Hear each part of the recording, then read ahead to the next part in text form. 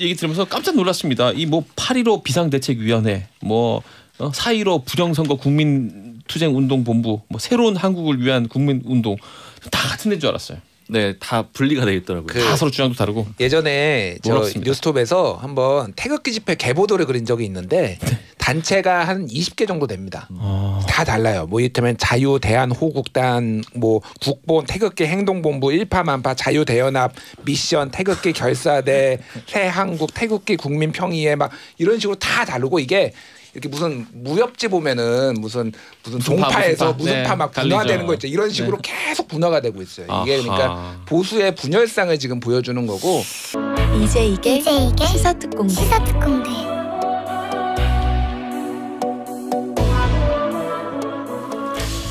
드라이브 스루 이 얘기를 좀 해볼까 합니다. 처음 이 말 나왔을 때는 햄버거 먹을 때 차 타고 가다가 이렇게 그 햄버거 체인집 돌아가지고 상문 열고 여기 뭐 무슨 세트에다가 콜라는 제로 콜라로 해주시고요 하면 이제 다음에 이제 주죠. 그러다가 커피도 이걸로 사는 데가 생기다가 집회 얘기에서까지 박수문 기자님, 네. 이 언제부터 이 집회 얘기를 하면서 우리가 드라이브 스루 얘기가 나온 겁니까 도대체? 아니 정말 최근에 나왔습니다. 지난 22일에 나왔는데 이 김진태 민경욱 전 국민의힘 의원이 제안을 하면서 이게 얘기가 시작이 됐어요. 근데 사실 뭐 드라이브 스루라고 이름을 붙여서 그렇지 뭐 대단히 특별한 뭐 새로운 방식이 있는 건 아니에요. 차에다가 플랜카드 같은 거 걸고 뭐 광고 문구 같은 거 적고 주요 거점들을 이동해서 지나간다라는 거니까 네. 이 기존의 차량 집회하고 뭐 크게 다르지 않은 거고요. 그리고 뭐 이렇게 차를 좀 화려하게 이것저것 달아가지고 꾸며서 광고하는 일도 있었잖아요. 그러니까 그거를 정치적 주장으로 바꾸는 수준 정도의 뭐 특별한 건 아닙니다. 그런데 어쨌든 이 보수 단체들이 이런 방식을 꺼내 놓은 거는 이 코로나19 방역에 지난 광복절 집회 때 너무 큰 피해를 줬다라는 비판을 많이 받은 걸 좀 의식해서 이런 방식을 내놓은 거고 또 어떻게 보자면은 이 코로나19 진단 검사 방식을 좀 우회적으로 따서 그러니까 좀 이렇게 하면 우리는 문제가 없지 않겠느냐라는 식으로 오히려 좀 뭐 그렇게 좀 이름을 따서 지은 그런 측면도 있는 것 같아요. 알겠습니다. 일단 그 제일 중요한 건 자 그럼 드라이브 스루로 이 집회를 하면 방역에는 뭐 영향을 안 주느냐 악영향이 없느냐 이 실질적인 문제인데 어떻게 보고 있습니까?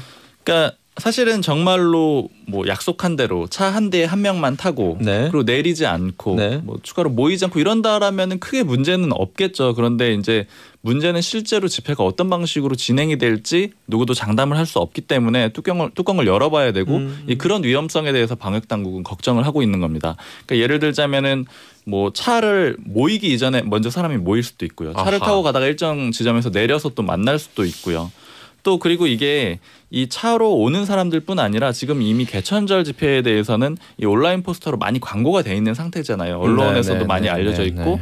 그러니까 뭐 그때 당시에 뭐 휴대폰 끄고 모이라는 식의 그런 포스터들도 돌기도 했었고요. 그러니까 이 차량 집회를 하는 사람 말고 다른 사람들이 많이 올 수도 있다. 이런 점도 우려가 되는 지점이고요.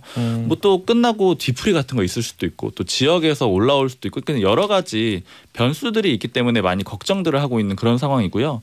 이 경찰에서는 이런 점도 우려가 되지만은 원래 이 차량 집회 자체를 조금 엄격하게 그러니까 그냥 사람들이 나와서 하는 집회보다 엄격하게 봤다고 하는데 그 이유가 이 교통량 유지 문제도 있고 또 이제 교통사고 문제도 이어질 수가 있기 때문에 그런 점에서 또 다른 이 문제도 있을 수가 있는 거고요. 방역 외의 문제들이 생길 수도 있는 거군요.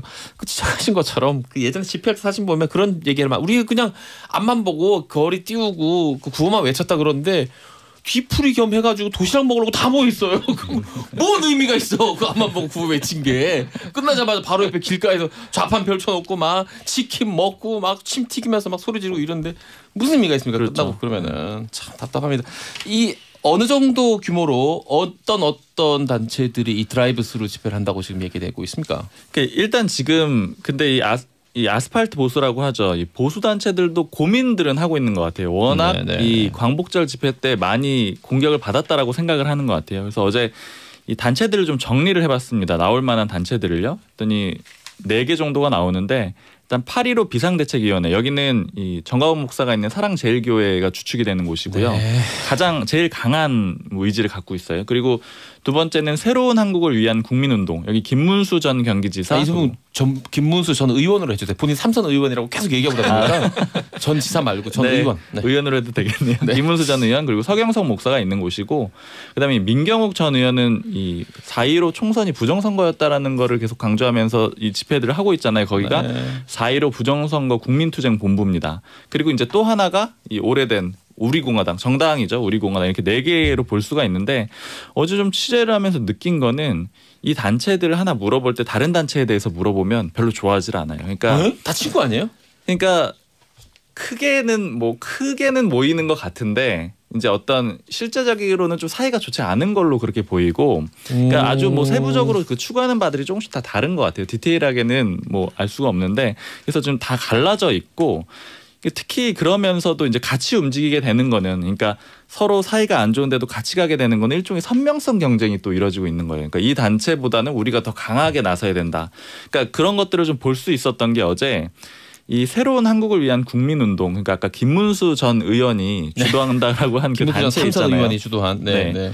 여기가 이 국회 앞에서 기자회견한다고 보도자료를 보냈는데 그 내용이 뭐였냐면 집회를 개천절 때 안 하겠다. 그리고 다른 보수단체들도 하지 말아라라는 취지였어요. 그러니까 이 여권에 그러니까 정부의 덫에 걸리지 말자. 코로나19를 이용해서 보수단체를 탄압하려는 그 덫에 걸리지 말자. 이런 취지로 보낸 거예요. 네.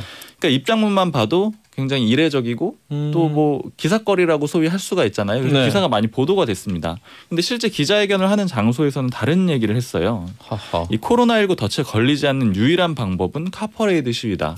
그러니까 드라이브스루 집회를 하겠다라는 그런 취지로 얘기를 한 겁니다.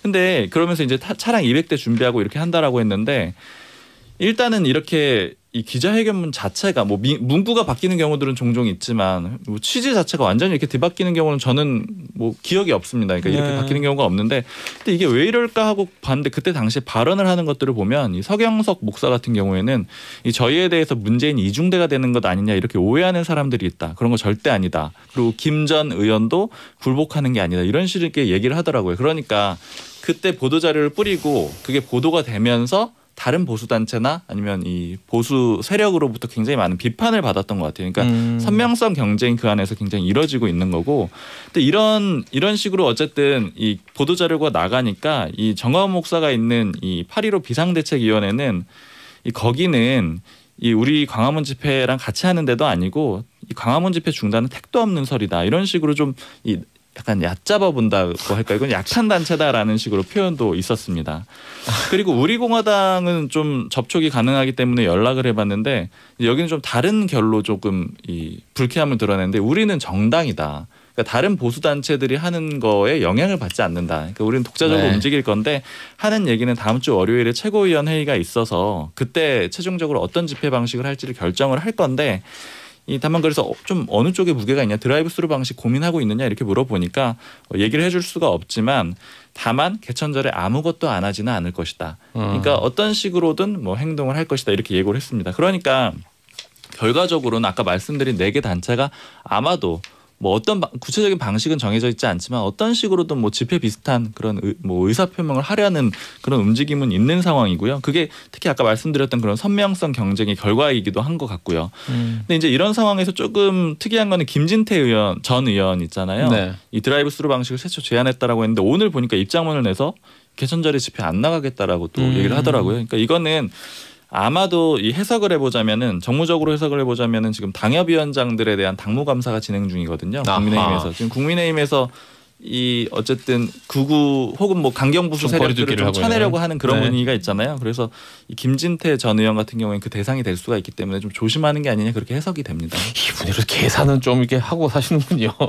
김진태 전 의원은 예전에 그 5.18 이 막말 사태에 있었잖아요. 그때도 공동 주최만 하고 실제 그 공청회에는 오지 않았었어요. 그 몇몇 다른 인사들하고 그 조금 다르긴 했죠. 그래서 많은 언론사들이 묶어서 썼다가 이 고소를 많이 당했어요. 당해서 졌죠.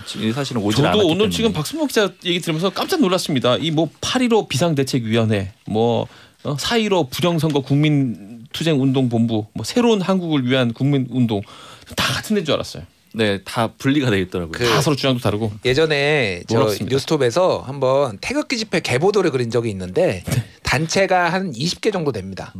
다 달라요. 뭐 이를테면 자유 대한호국단, 뭐 국본 태극기 행동본부, 일파만파 자유대연합 미션 태극기 결사대, 새한국 태극기 국민평의회 막 이런 식으로 다 다르고 이게 이렇게 무슨 무협지 보면은 무슨 동파에서 무슨 파 막 분화되는 거 있죠. 이런 식으로 계속 분화가 되고 있어요. 이게 그러니까 보수의 분열상을 지금 보여주는 거고. 아까 전에 박순봉 기자가 얘기했듯이 이게 순수라기보다는 어쨌든 정치인이 껴있는 이 보수단체와 안 껴있는 보수단체가 좀 그러니까 접근 방식이 달라요. 그러니까 정치적인 계산을 하는 거죠. 김문수 지사 같은 경우에는. 그런데 이를테면은 뭐 8.15 비상대책위원회 여기는 이제 정광훈 목사 측 뭐 이런 데거든요. 네. 그러니까 거의 뭐 순교하는 자세로 본인들을 하겠다 뭐 이렇게 가겠다 뭐 이런 거예요. 그러니까 그냥 다 무조건 하겠다. 지금 대상에 갇혀 있는데.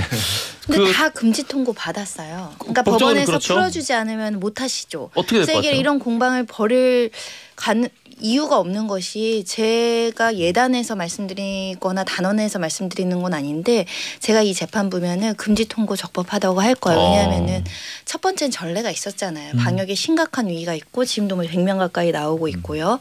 두 번째는 집시법에는 아예 교통소통을 방해하는 집회는 금지할 수 있는 별개의 조항이 따로 있어요. 근데 사실 광화문 집회에 가보신 분도 알겠지만 사람이 모여도 차가 못 들어가서 그 때는 교통이 완전 마비돼요. 저도 막 생방송 하러 뛰어가는데 저쪽에 차 주차 아무데나 해놓고 막 전력 질주해가지고 생방 그런데 만약에 차량이 온다고 한다면 그 일대는 진짜 이 교통 마비는 우리나라는 미국처럼 땅이 넓지도 않잖아요. 차 조금만 모이면 완전 마비되는 상황이기 때문에 그에 대한 우려에 대해서 어떻게 대책이 있느냐고 이야기했을 때 대책이 없죠. 갑자기 도로를 넓힐 수는 없잖아요.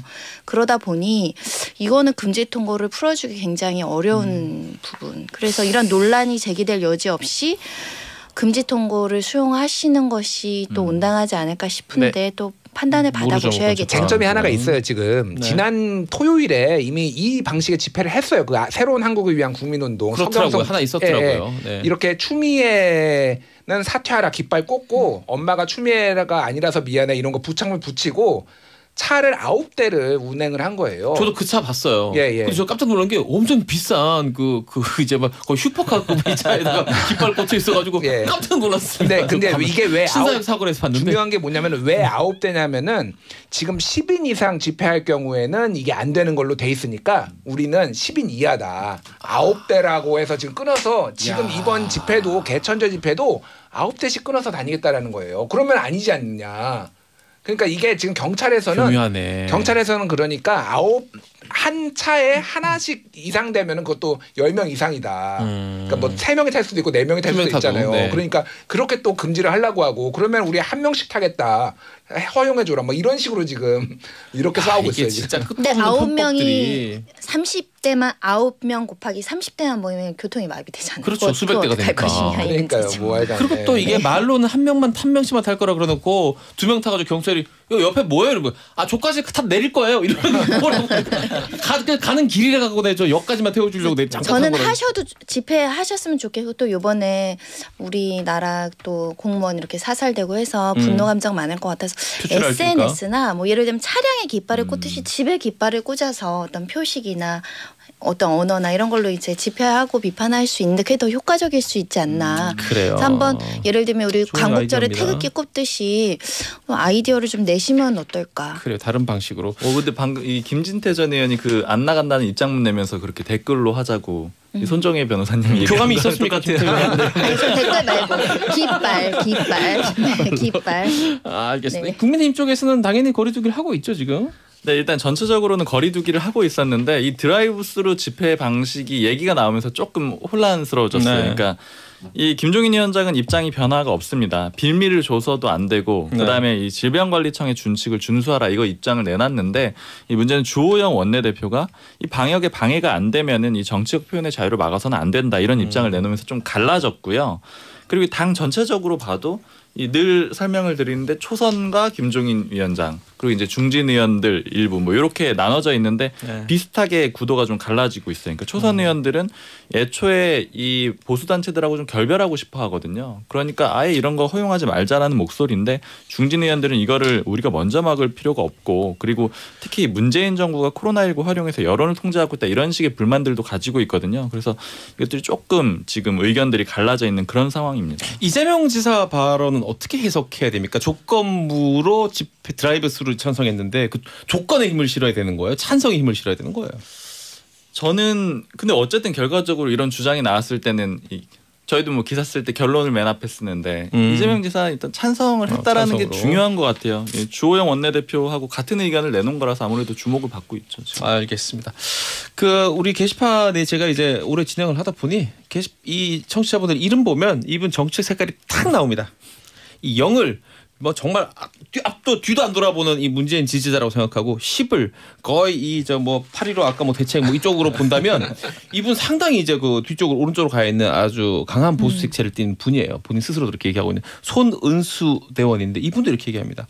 진짜 보수 청취자로서도 너무 이런 거 쓰면 안 되겠네.